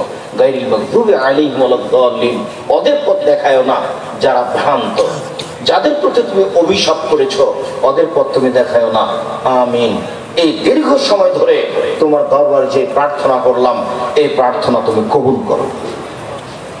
সম্মানিত দিনী ভাই বোন, আপনাদের সাথে এখানে এই সূরা ফাতিহার সূচনাতে আরেকটি কথা থেকে যাচ্ছে যে আপনাদের সামনে আমি একটা সানা পড়ে দেখালাম, একটা, আল্লাহুম্মা বাঈদ বাইনি ওয়া বাইনা খাতায়া। তবে আয়েশা রাদিয়াল্লাহু তাআলা আনহা থেকে আরেকটা সানা আছে হাদিস সহিহ, সেটা হলো সুবহানাকা আল্লাহুম্মা ওয়া বিহামদিকা ওয়া তাবারাকা ইসমুকা ওয়া তাআলা জাদ্দুকা ওয়া লা ইলাহা গায়রুকা। সুবহানাকা আল্লাহুম্মা রাব্বানা ওয়া বিহামদিকা, হে আল্লাহ তোমার প্রশংসা সহকারে তোমার পবিত্রতা বর্ণনা করছি। ওয়া তাবারাকা ইসমুকা, তোমার নাম মঙ্গলময় হোক। ওয়া তাআলা জাদ্দুকা, তোমার মর্যাদা উঁচু হোক। লা ইলাহা গায়রুকা, তুমি ছাড়া কোনো মাবুদ নেই। এইটি আপনি, এই দুরূদ দুটি আপনি 5 ওয়াক্ত সালাতে, নফল সালাতে পড়তে পারেন। তবে যদি রাতে উঠে সালাত আরম্ভ করেন তখনকার সানা একটু ভিন্ন। মুখস্থ করতে না পারলেও তো চেষ্টা তো করতে হবে। তো ওখানে দুটা সানা বলে আবার এখানে ফিরে আসছি। এক, ঘুম থেকে উঠে কোরআন মাজিদের সূরা আল ইমরানের শেষ রুকুর 5 আয়াত পড়বেন। প্রথম 5 আয়াত, ইন্না ফি খালকিস সামাওয়াতি ওয়াল আরদি ওয়া ইখতিলাফিল লাইলি ওয়ান নাহার, এখান থেকে শুরু করে ইন্নাকা লা তুখলিফুল মিয়াদ 5 আয়াত। এরপরে আপনি বলবেন আশহাদু আল্লা ইলাহা ইল্লাল্লাহু ওয়াহদাহু লা শারীকা লাহু লাহুল মুলকু ওয়া লাহুল হামদু ওয়া হুয়া আলা কুল্লি শাইইন কাদির ওয়া সুবহানাল্লাহি ওয়া আলহামদুলিল্লাহি ওয়া লা ইলাহা ইল্লাল্লাহু আল্লাহু আকবার ওয়া লা হাওলা ওয়া লা কুওয়াতা ইল্লা বিল্লাহ রব্বিগফিরলি। লা ইলাহা ইল্লাল্লাহু ওয়াহদাহু লা শারীকা লাহু, আল্লাহ ছাড়া কোনো মাবুদ নাই, তার কোনো শরীক নাই। লাহুল মুলকু, রাজত্ব তার। ওয়া লাহুল হামদ, প্রশংসা তার। লা ইলাহা ইল্লাল্লাহু ওয়াহদাহু লা শারীকা লাহু লাহুল মুলকু ওয়া লাহুল হামদু ওয়া হুয়া আলা কুল্লি শাইইন কাদির, তিনি সর্বশক্তিমান। ওয়া সুবহানাল্লাহি ওয়া আলহামদুলিল্লাহ, আল্লাহর পবিত্রতা বর্ণনা করি। আলহামদুলিল্লাহ, প্রশংসা আল্লাহর। ওয়া লা ইলাহা ইল্লাল্লাহ, আল্লাহ ছাড়া কোনো মাবুদ নাই। আল্লাহু আকবার, তিনি মহান। লা হাওলা ওয়া লা কুওয়াতা ইল্লা বিল্লাহ, বাহ্যিকভাবে এবং আন্তরিকভাবে নড়াচড়া করার কোনো শক্তি নেই। এইটুকু যদি আপনি বলেন, তারপরে রাসূল সাল্লাল্লাহু আলাইহি ওয়াসাল্লাম বলছেন এটা তা উস্তুজিবা, এখন যা বলবে সেটাই কবুল করা হবে, যা বলবে সেটাই কবুল করা হবে। এখন যদি অজু করে, অসাল্লা যদি সালাত আদায় করে, কবিলাত সালাতহু, তাহলে তার সালাত কবুল করা হবে। তাহলে ঘুম থেকে উঠে যদি এই দোয়া পড়েন, লা ইলাহা ইল্লাল্লাহু ওয়াহদাহু লা শারীকা লাহু লাহুল মুলকু ওয়া লাহুল হামদু ওয়া হুয়া আলা কুল্লি শাইইন কাদির ওয়া সুবহানাল্লাহি ওয়া আলহামদুলিল্লাহি ওয়া লা ইলাহা ইল্লাল্লাহু আল্লাহু আকবার ওয়া লা হাওলা ওয়া লা কুওয়াতা ইল্লা বিল্লাহ। আরেকটু কথা এখানে থেকে যাচ্ছে যে এই দোয়া পড়ে যা বলবেন সেটাই কবুল হবে। তার আরেকটু শর্ত হচ্ছে ওযু করে শুইতে হবে। বুঝাতে পারেনি কথা? ওযু করে শুইতে হবে। শোয়ার ব্যাপারে কেবলার দিকে পা করা যাবে না এটা কিন্তু বিধান নাই, বরং কেবলার দিকে পা করে এটাই ভালো। কেন কেন মানুষ মনে করলো যে কেবলার দিকে পা করা যাবে না, অথচ শোয়ার ব্যাপারে বিধান হলো ডান কাত বাম কাত, শুইবে ডান কাতে, এটা বিধান। কেবলা হলো পেশাব পায়খানার ব্যাপারে, পেশাব পায়খানা করতে পারবে না কেবলার দিকে মুখ করে, কিন্তু কেবলার দিকে পা করে শোয়া যাবে না এই কথা মিথ্যে। অতএব এটা উল্টা ভাবে ধরতে হবে, কেবলার দিকে পা করে শোন, তাহলে বাড়ির সবাই জেনে নেই যে না কেবলার দিকে পা করাতে কোনো সমস্যা নেই। ডান কাতে শুইবেন, গালের নিচে এইভাবে হাতটা রেখে আল্লাহুম্মা ইসমে কামত আগিয়ে, ঠিক আছে। এছাড়া আপনি এই দোয়া পড়তে পারেন, আল্লাহুম্মা আসলামতু নাফসি ইলাইকা ওয়াজ্জাহতু ওয়াজহি ইলাইকা ওয়া ফাওয়াজতু আমরি ইলাইকা ওয়ালজাতু জাহরি ইলাইকা রাব্বাতা রাহমাতান ইলাইকা লা মালজা ওয়া লা মানজা মিনকা ইল্লা ইলাইকা আমানতু বিকিতাবিকা আল্লাযী আনসালতা ওয়া নাবিয়্যিকা আল্লাযী আরসালতা। বুখারী মুসলিম। রাসূল সাল্লাল্লাহু আলাইহি ওয়াসাল্লাম এই দোয়া পড়ে নিয়মিত ঘুমাতেন। ওযু করে এই দোয়া পড়ে ঘুমিয়ে যাবেন, তারপরে উঠে এই দোয়া পড়বেন। এখন যা প্রয়োজন সেটা বলতে পারেন এখন যে নদাপাড়ায় একটা জমির ব্যবস্থা করে দাও, বলতে পারেন যে একটা ভ্যানের ব্যবস্থা করে দাও, বলতে পারেন যে আমার ব্যবসায় এখন বরকত দাও। এছাড়া আপনি বলতে পারেন ঘুম থেকে উঠে, আল্লাহুম্মা লাকাল হামদু, হে আল্লাহ তোমার প্রশংসা, আনতা কাইয়ুমুস সামাওয়াতি ওয়াল আরদি ওয়া মান ফিহিন্না, তুমি আকাশ জমিন এবং এর মধ্যে যা কিছু আছে সবকিছুর প্রতিষ্ঠাতা। ওয়ালাকাল হামদু আনতা নূরুস সামাওয়াতি ওয়াল আরদ, প্রশংসা তোমার, তুমি আকাশ জমিন এবং এর মধ্যে যা কিছু আছে তার আলো। ওয়ালাকাল হামদু আনতা মালিকুস সামাওয়াতি ওয়াল আরদি ওয়া মান ফিহিন্না, তুমি আকাশ জমিন এবং এর মধ্যে যা কিছু আছে তার মালিক। ওয়ালাকাল হামদ, প্রশংসা তোমার, আনতাল হাক্ক, তুমি সত্য, ওয়াদাকাল হাক্ক, তোমার ওয়াদা সত্য, ওয়ালিকাউকা হাক্কুন, বিচারের মাঠে তোমার সাক্ষাৎ সত্য, ওয়াকাউলুকা হাক্কুন, তোমার কথা সত্য, ওয়াল জান্নাতু হাক্কুন, জান্নাত সত্য, অন্নার হাক্কুন, জাহান্নাম সত্য, অন্নাবিউন হাক্কুন, নবীগণ সত্য, মুহাম্মাদুন হাক্কুন, মুহাম্মদ সত্য। আল্লাহুম্মা লাকা আসলামতু, হে আল্লাহ আমি তোমার কাছে মাথা নত করলাম, অবিকা আমানতু, আমি তোমাকে মেনে নিলাম, ওয়া আলাইকা তাওয়াক্কালতু, আমি তোমার উপরে ভরসা করলাম, ওয়া ইলাইকা আনাবতু, আমি তোমার নিকটে ফিরে গেলাম, অবিকা খাসামতু, আমি তর্ক বিতর্ক কথাবার্তা সব তোমার কাছে করলাম, ওয়া ইলাইকা হাকামতু, আমার বিচার আমি তোমার কাছে পেশ করলাম। এত কিছু আমি তোমার কাছে করলাম, তুমি আমার একটা কথা শোনো, ফাগফিরলি, তুমি আমাকে ক্ষমা করো, মা কাদ্দামতু, যা আগে করেছি, ও মা আখারত, যা পরে করেছি, ও মা আসরারত, যা গোপনে করেছি, ও মা আলান্ত, যা প্রকাশ্যে করেছি, ও মা আনতা আ'লামু বিহি মিন্নি, আমি তো জানি না, তুমি জানো আমি জীবনে কত পাপ করেছি, সব পাপ ক্ষমা করে দাও।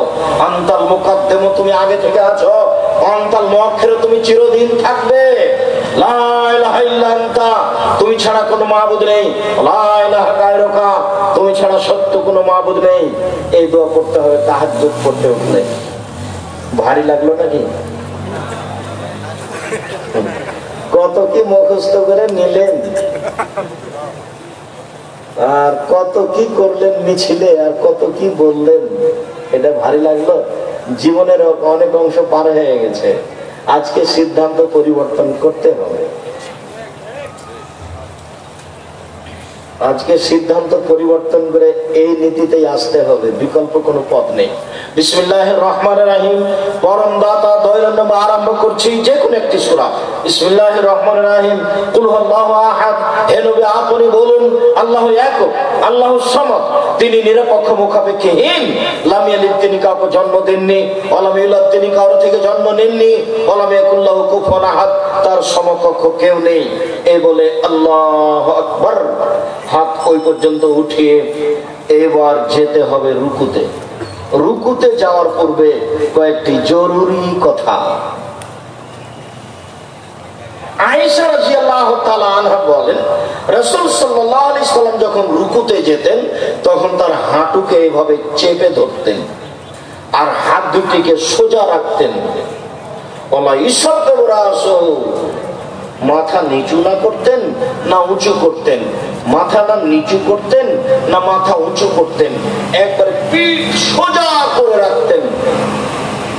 একাধিক সহিহ হাদিস, পিঠটা এভাবে বাঁকা করে রাখবেন না।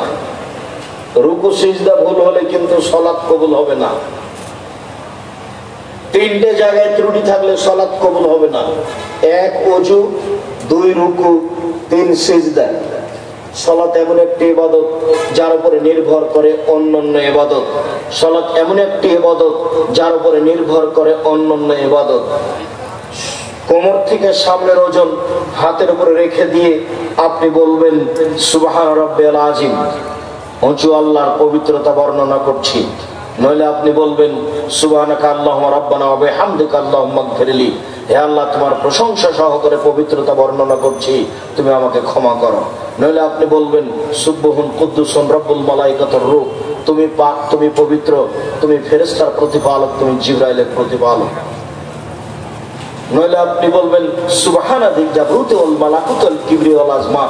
নইলে আপনি সুবহান রাব্বিয়াল আযীম বলতে থাকবেন, বলতে থাকবেন, বলতে থাকবেন। 3 বারের হাদিস ঠিক নয়, 10 বারের হাদিস ঠিক নয়, 5 বারের হাদিস ঠিক নয়, যে যা পারে। মনে থাকবে না? মনে হয় যে যা পারে বেশি বেশি বলার চেষ্টা করবেন। সাহাবী বলছেন আল্লাহর নবী রুকুতে থেকে গেলেন সূরা বাকারা পড়ার সময়। সূরা বাকারা আড়াই পারা, মানে হিসাব নিকাশের বাইরে চলে গেল। মানুষই তো করেন। আমি আর আপনি চেষ্টা করলে পারবো, চেষ্টাই করি না, সাহসই করি না, তাহলে কি হবে? এটাও তো একটা গুরুত্বপূর্ণ ইবাদত। রুকুতে এগুলি বলছি। এবার সামি আল্লাহু লিমান হামিদা, একবারে সোজা হয়ে দাঁড়াবেন। আল্লাহ ওই লোকের প্রশংসা শুনলো যে তার প্রশংসা করলো। মিলাল সামাতে, আকাশ পরিমাণ প্রশংসা।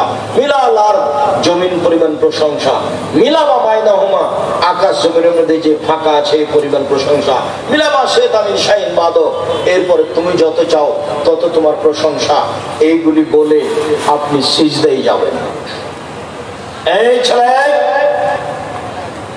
এইগুলি বলে আপনি সিজদায় যাবেন। সিজদায় অনেক দোয়া, সুবহান রাব্বিয়াল আলা, এছাড়া দোয়ার বই থেকে অনেক দোয়া মুখস্থ করে নেবেন। অন্যথায় কোরআনের আয়াত ব্যতীত যত হাদিসের দোয়া মুখস্থ আছে সব বলবেন। যদি ঋণ কর্জ থাকে তাহলে বলবেন আল্লাহ মাগফিনি বিহালালিকা না হারামিক ওয়া আগনিনি বিফাদলিকা মান সিওয়াকা। আর যদি খুব পাপ ক্ষমা চাচ্ছেন তাহলে বলবেন আল্লাহ ইন্নাকা আফুবুন তুহিব্বুল আফওয়া ফাআফু আন্নি, হে আল্লাহ তুমি ক্ষমাশীল, ক্ষমাকে ভালোবাসো, আমাকে ক্ষমা করো। আর যদি মনে করেন যে আমি কত কি চাচ্ছি ঠিক বলতে পারি না, অনেক কিছু চাই, বাড়ি ঘর জমি জায়গা চাই, তাহলে আপনি বলবেন আল্লাহুম্মা রাব্বানা আতিনা ফিদ দুনিয়া হাসানাতাও ওয়া ফিল আখিরাতি হাসানাতাও ওয়া কিনা আযাবান নার। যখন আপনি এই আয়াতের সাথে আল্লাহুম্মা লাগিয়ে দিবেন তখন এটা আর কোরআন মাজিদের আয়াত থাকবে না। কোরআন মাজিদের আয়াত রুকু সিজদায় পড়া নিষেধ। কিন্তু যখন আপনি এভাবে বলবেন আল্লাহুম্মা রাব্বানা আতিনা ফিদ দুনিয়া হাসানাতাও ওয়া ফিল আখিরাতি হাসানাতাও ওয়া কিনা আযাবান নার, হে আল্লাহ তুমি আমাকে ইহকালে কল্যাণ দাও, পরকালে কল্যাণ দাও, তুমি আমাকে জাহান্নাম থেকে বাঁচাও, তখন এটা হাদিসের দোয়া হয়ে যাবে। আপনি সিজদায় এই দোয়া পড়তে পারেন। সিজদায় বেশি বেশি দোয়া কবুল হয়। রাসূল সাল্লাল্লাহু আলাইহি সাল্লাম বলেছেন সিজদা হচ্ছে দোয়া কবুলের জন্য উপযুক্ত জায়গা। রাসূল সাল্লাল্লাহু আলাইহি সাল্লাম বলেন উমিরতু নাসজুদ আলা সাবাতে আযম, আমাকে 7 হাড়ের উপরে সিজদা করতে বলা হয়েছে। নাক, কপাল 1, 2 হাত 3, 2 হাঁটু 5, 2 পায়ের বৃদ্ধাঙ্গুল, এ হলো 7 হাড়ের উপরে সিজদা করতে বলা হয়েছে। নাক, কপাল একবারে আগিয়ে রাখবেন যাতে করে আপনার এই শরীরটা লম্বা হয়, আর পাগুলি জমা করে রাখবেন, 2 পায়ের মাঝে ফাঁকা রাখবেন না। হাতগুলিকে কানের পাশে রাখবেন, নইলে কাঁধ সামনাসামনি রাখবেন, উঠিয়ে রাখবেন।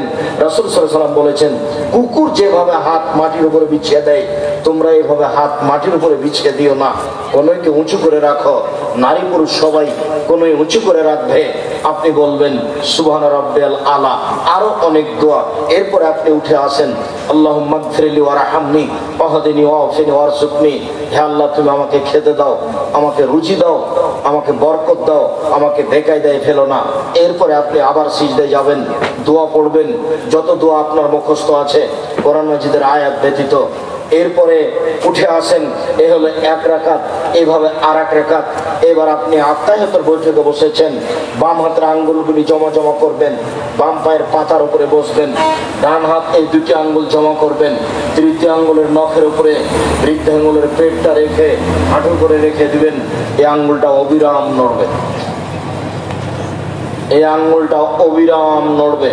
আত্তাহিয়াতু লিল্লাহি ওয়াস সালাওয়াতু ওয়াত তাইয়্যিবাতু, সমস্ত ইবাদত আল্লাহর জন্য। আসসালামু আলাইনা ওয়া আলা ইবাদিল্লাহিস সালিহিন, শান্তি আমাদের উপরে, শান্তি সকল ভালো মানুষের উপরে।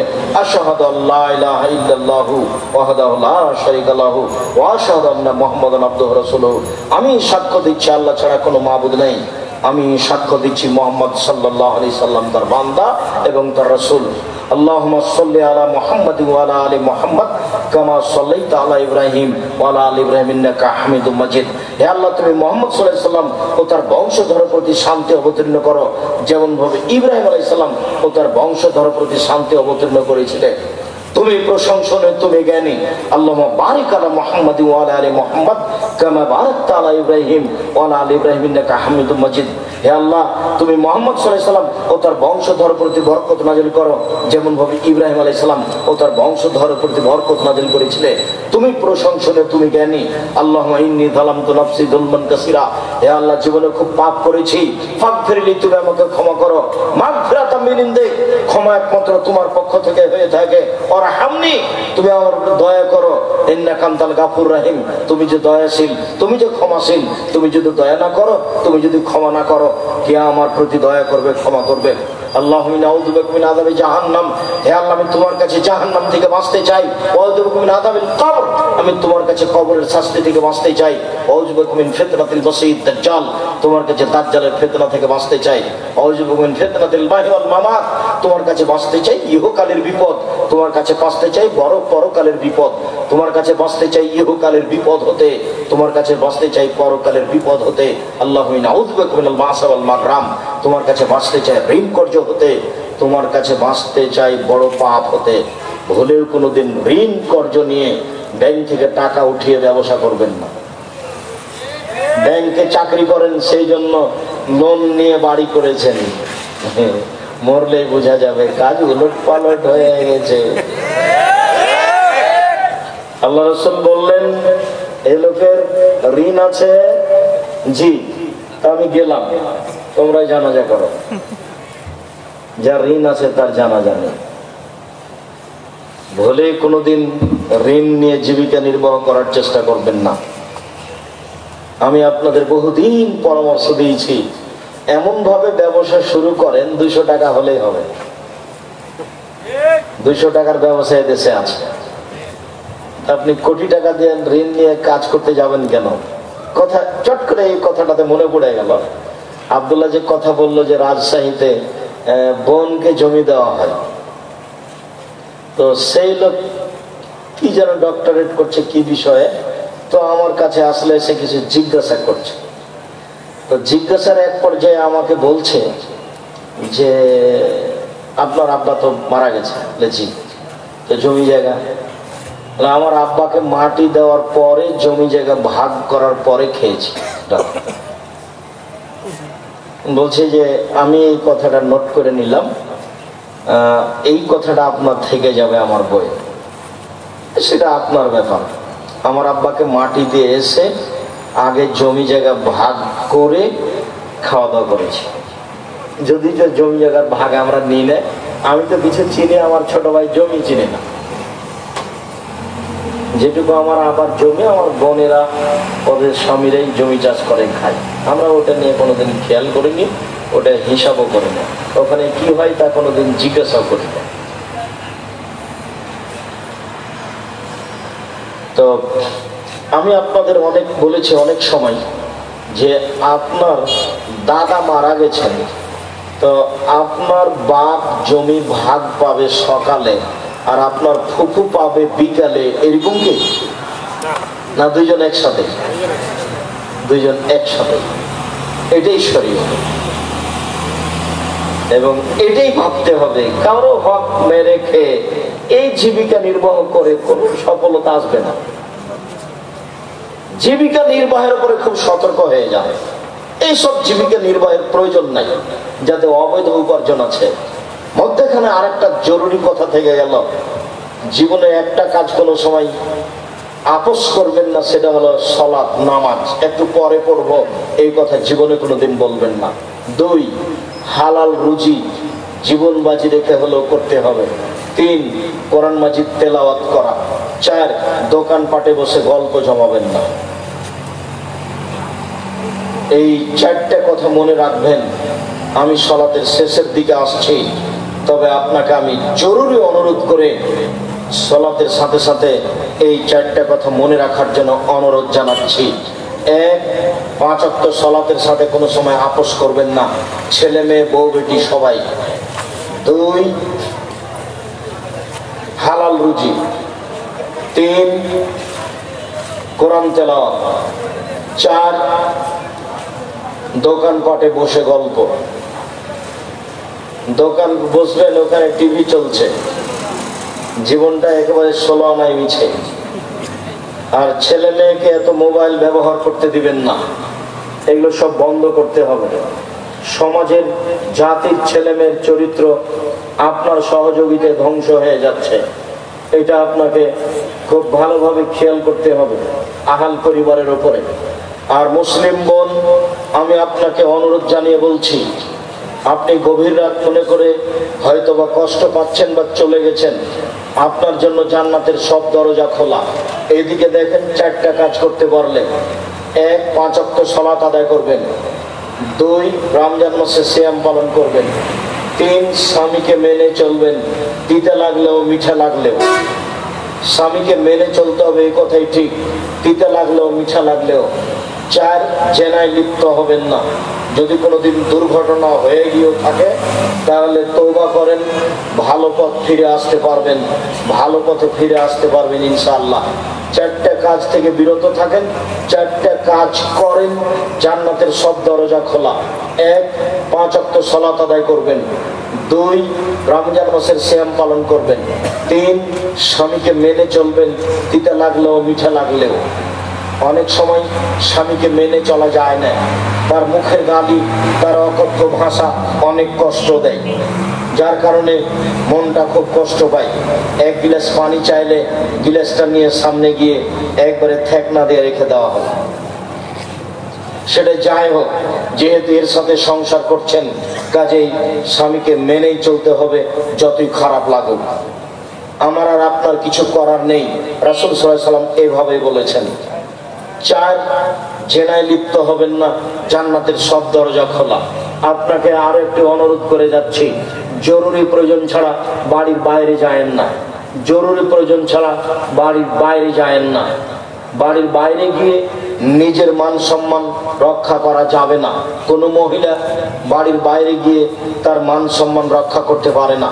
কোনো মহিলা পয়সা উপার্জন করে, চাকরি বাকরি করে মান সম্মান রক্ষা করতে পারে না।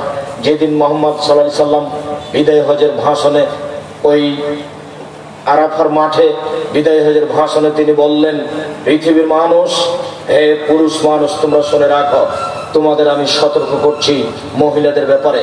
পৃথিবীর মানুষ, আমি তোমাদেরকে সতর্ক করছি মহিলাদের ব্যাপারে। এক, তোমরা আল্লাহর সাথে ওয়াদা করে মহিলাদেরকে বাড়িতে নিয়ে এসেছ। দুই, তোমরা মোহর দিব বলে তাদেরকে হালাল করেছ। তিন, রুজির দায়িত্বে তোমরা। চার, কাপড়ের দায়িত্বে তোমরা, ভরণ পোষণের দায়িত্বে তোমরা। তাহলে স্বামী তার উপার্জনের জিম্মেদারি পালন করবে, এই কথাই ঠিক। আপনি উপার্জন করে সংসারের সমস্যা ঘটাবেন, এই সংসার সুখময় শান্তিপূর্ণ হতে পারে না। যেখানে গন্ডগোল আছে, হইচই আছে, মারামারি আছে, মুখ কথা কাটাকাটি আছে, সেটা সংসার নয়। আল্লাহ তাআলা বলছেন, আমি মহিলাদেরকে সৃষ্টি করেছি যাতে করে তাদের স্বামীরা তাদের কাছে শান্তি তৃপ্তি পায়। যদি আপনাদের দুজনের মাঝে তর্ক বিতর্ক হয়, যদি সবসময় কথা কাটাকাটি হয়, তাহলে সেখানে শান্তি আছে কি আর তৃপ্তি আছে কি? কথাই কথাই যদি ঝগড়া হয়, তাহলে সেখানে শান্তি আছে কি আর তৃপ্তি আছে কি? নিজের ব্যক্তিত্বকে সবকে একেবারে মাটিতে মিশিয়ে দিয়ে নিজেকে মনে করেন আমার শান্তি তৃপ্তি আমার স্বামীর নিকটে, আমি তার দুই পায়ের নিকটে সম্মান জানিয়ে তাকে মূল্যায়ন করে জীবিকা নির্বাহ করব। তাহলে আপনিও শান্তিতে থাকবেন, আপনার স্বামীও শান্তিতে থাকবে। এই কথাই ঠিক। আব্দুর রাজ্জাক সাহেবের কথাকে উপেক্ষা করে নারী জাতি ৭১ টিভিতে সফলতা আনতে পারে না, এটা অসম্ভব। নারীদেরকে সৃষ্টি করা হয়েছে বাচ্চা প্রসবের জন্য এবং স্বামীকে শান্তি তৃপ্তি দেওয়ার জন্য। এটা আমি বলিনি, এসব টিভি আমি ৫ পয়সা দাম দিলে আপনি কি মনে করেন ও শতবার বললো আমাকে হিসাব করে তাকে কথা বলতে হবে? এই কথা আমি কোনোদিন ভাবিনি। জাতির কলঙ্ক নারী হচ্ছে বেগম রোকেয়া, আমাকে নতুন ভাবে বলতে হবে না। আমি সেদিনে বলে এসেছি বেগম রোকেয়া কেমন নারী সেটা আপনাকে যদি জানতে হয়, তাহলে কেন হবো অবরোধবাসিনী বই পড়তে হবে। মুসলিম নারীর প্রতি তার কত নোংরা কলম। অবরোধবাসিনী, তার একটা বই পাওয়া যাবে। কেন হবো অবরোধবাসিনী? নারীকে সৃষ্টি করা হয়েছে শান্তি তৃপ্তির জন্য, একথা আমি বলিনি, একথা আল্লাহ বলেছেন।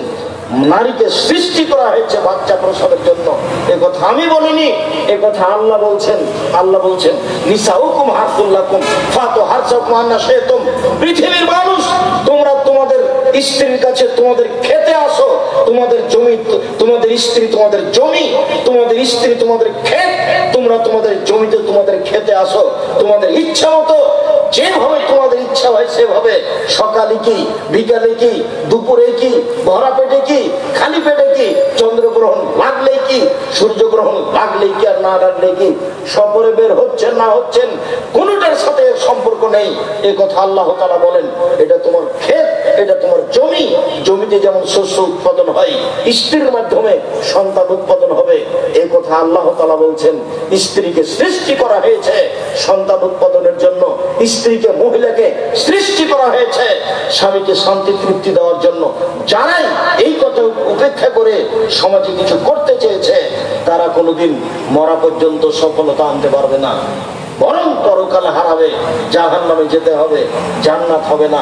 দিনরাত স্বামীর সাথে তর্ক বিতর্ক করে, ঘোরাঘুরি করে, গন্ডগোল করে জান্নাত লাভ করা যায় না। মরার আগে জান্নাত হারিয়ে গেছে। অনেক কষ্ট করে পয়সা উপার্জন করলেন, সংসারও করলেন, ছেঁকড়া বেকড়া করে কি করে, আর পরকালে জাহান্নাম যেতে হলো। তাহলে আপনি সফলতা কি করলেন? সম্মানিত দিনী বোন, আমি আপনাদের অনুরোধ জানাচ্ছি, জরুরি প্রয়োজন ছাড়া বাড়ির বাইরে যাবেন না। কেন আপনাকে হাটে যাওয়া প্রয়োজন হচ্ছে? কেন আপনার বাজারে যাওয়া প্রয়োজন হচ্ছে? আমাদের তো সংসার চলে, কই আমাদের তো কোনোদিন হাটে বাজারে যাওয়া প্রয়োজন হয়নি। আমি ৯৭ সাল থেকে এখানে আছি, আমি নদাপাড়ায় কোনোদিন চায়ের স্টলে বসিনি, কোনো দোকানে বসা আমার প্রমাণ নেই। কই আমার দিন তো চলছে, আটকে নেই তো। আমরা তো কোনোদিন হাটে বাজারে যাই না, আমাদের বাড়ি থেকে কোনো সময় হাটে বাজারে যায় না। আমাদের বাড়ির মহিলারা কোনোদিন বাজার থেকে কোনো জিনিস কেনা প্রয়োজন মনে করে না। আমরা তো বেঁচে আছি, দেশে আছি তো, চলছে তো। নিজে হাট বাজার করলেন, পাপ উপার্জন করলেন, আবার স্বামীর সাথে ভালো সংসার করতে পারলেন না, তো কি হলো তাহলে? কোনটা হলো? ইহকালো গেল, পরকালো গেল। মর্মে সকল দিনই ভাই বোনকে বিষয়টি জোরালোভাবে দেখার জন্য অনুরোধ জানাচ্ছি। আর আপনাকে বলছি, আপনি মুখটা খারাপ করবেন না, কথায় কথায় স্ত্রীকে গালি দিয়েন না। শুধু 24 ঘন্টা মোবাইল যদি খোলা থাকে, তাহলে আমার মনে হয় যে শতকরা 30-40% খালি এইটাই ফতোয়া যে ও রাগ করে স্বামীকে তালাক, স্ত্রীকে তালাক দিয়েছে। এত তালাক দেওয়া লাগে কেন? খালি তালাক কেন? বউ কথা বউ উল্টা চলছে, একটু মারতে হবে। আল্লাহ মারার কথা বলছেন, নবী মারার কথা বলছেন, তা আপনি কেন বউ তালাক দিতে গেলেন? কথায় কথায় তালাক কেন? এত তালাক কেন? আপনি একটু সতর্ক হতে পারেন না? মুখটা বন্ধ রাখবেন, একটু ধৈর্যশীল হবেন। পুরুষ মানুষকে একটু ধৈর্যশীল হতে হবে, মহিলা মানুষ তো অত ধৈর্যশীল নয়। এ কথা আল্লাহ বলছেন, এ কথা নবী বলছেন। আপনি কেন মুখের উপরে তর্ক করেন? আপনি একটু ঠান্ডা হন, আপনি একটু ধীর মেজাজের হন। তার ছাড়া তো আপনার চলে না। রান্না তো তাকেই করা লাগে, আপনার কাপড় চোপড় তো তাকেই দেখা লাগে, আপনার বাসা বাড়ি ঘর তো তাকেই দেখা লাগে। তো তাকে মারেন কেন, গালি দেন কেন? সম্মানিত দিনী ভাই, অযথা স্ত্রীর উপরে রাগ করে গালি দিয়ে সংসারটাকে জাহান্নামে পরিণত করিয়েন না। শাদী জাহান্নাম भी है, শাদী জান্নাত भी है। বিবাহ জাহান্নামও বটে, বিবাহ জান্নাতও বটে। জোর করে স্বামী স্ত্রী মিলে এই সংসারটাকে জাহান্নামে পরিণত করিয়েন না। মর্মে শেষের দিকে এসে জরুরি দু একটি কথা। তার একটি কথা হলো এই, আমার জীবনে বড় সাপ, এদেশের মাটিতে আমি উন্নত মানের প্রতিষ্ঠান গড়বই ইনশাআল্লাহ। এটা আমার জীবনে বড় সাপ। 2016 সালের 17 ফেব্রুয়ারি রোজ বুধবার বিকাল 4টা সাড়ে 4টার সময় জামিয়া সালাফে ডাঙ্গিপাড়া পবারাসের ফাঁকা মাঠে বলেছিলাম, আমার হাতে টাকা নাই, এ কথাও সত্য, এখানে প্রতিষ্ঠান গড়বে, এ কথাও সত্য, ইনশাআল্লাহ গড়বেই গড়বে। কিভাবে হবে তা আমি জানি না, তবে হবে নিশ্চিত, ইনশাআল্লাহ হবেই হবে। বিশাল প্রতিষ্ঠান, এদেশের সবচেয়ে বড় প্রতিষ্ঠান। প্রায় 1240 জন ছাত্র ছিল এবছরের জানুয়ারিতে ভর্তি। অনেক 715 জন ছিল মেয়ে। দুই প্রতিষ্ঠান মিলে 156 জন শিক্ষক শিক্ষিকা। একদিন তো 17 লক্ষ টাকা বেতনের কথা বলছিলাম, এখন অনেক বেশি। সব ব্যবস্থা আল্লাহর পক্ষ থেকে হচ্ছে। আপনাকে খালি বলছে আপনি একটু দোয়া করবেন। সহযোগিতা সবাই করতে পারে না, খালি একটু বলবেন আল্লাহ তুমি জামিয়া সালাফিকে কবুল করো, এটা আমার দাবি। আমার মনে বড় সাধ, এদেশের মাটিতে আমি উন্নত মানের প্রতিষ্ঠান গড়বই ইনশাআল্লাহ। 2013 সালের 24 আগস্ট রোজ মঙ্গলবার জামিয়া সালাফের রূপগঞ্জ নারায়ণগঞ্জ ঢাকা, এই মাটিতে আমি বলেছিলাম আমার হাতে টাকা নেই, এ কথা সত্য, এখানে প্রতিষ্ঠান গড়বে, এ কথা সত্য, ইনশাআল্লাহ গড়বেই গড়বে। ওই প্রতিষ্ঠানে এখন 550 শতক জমি কেনার সিদ্ধান্ত নিয়েছে। প্রায় 250 শতক কিনা হয়ে গেছে আলহামদুলিল্লাহ। বিশাল ভূখণ্ডের উপরে প্রতিষ্ঠান গড়বে ইনশাআল্লাহ, প্রায় 25-30 বিঘা। আমি আপনাদের কাছে দুয়ার ভিখারি। উপরে যদি একটু নড়চড় হয়ে যায় তাহলে কিছু করা যাবে না, আর উপর যদি ঠিক থাকে তাহলে এগুলো সব সহজ ঠিক। এই জন্য আমার দাবি আন্তরিকভাবে, আপনি আমার দিনী ভাই, আপনি আমার দিনী বোন, একটু জামিয়া সালাফের জন্য দোয়া করবেন। জামিয়া সালাফের সাথে আরো যত প্রতিষ্ঠান রয়েছে, অনলাইন আল ইতেসাম টিভি রয়েছে, জামিয়া সালাফের সাথে আপনার এই মাসিক আল ইতেসাম পত্রিকা রয়েছে। যাওয়ার সময় কেউ খালি যাবেন না, 20-25-30 টাকা দিয়ে একটা পত্রিকা হাতে নিয়ে যাবেন। আর এই সলাতুর রসুল বনাম প্রচলিত সলাত, রাসূল সাল্লাল্লাহু আলাইহি ওয়াসাল্লামের সলাত বনাম প্রচলিত সলাত, অনেকদিন থেকে আমার সাথ ছিল সলাতের উপরে, নামাজের উপরে একটা বই লেখা। আমরা সম্ভবপর সুন্দর করে উপযুক্ত ভাবে বের করার চেষ্টা করেছি। সলাত রাসূল সহ আর আব্দুল্লাহ তো মিন্নাতুল বাড়ি আছে। আর দোয়াগুলি তো আপনি দোয়ার বই পাবেন, যত বই আপনি স্টেজে দেখছেন। বিশেষভাবে পত্রিকা মাসিক আল ইতেসাম বইগুলি সংগ্রহ করার অনুরোধ রেখে সকল দিনী ভাই বোনকে 5 ওয়াক্ত সালাতের প্রতি গুরুত্ব আরোপ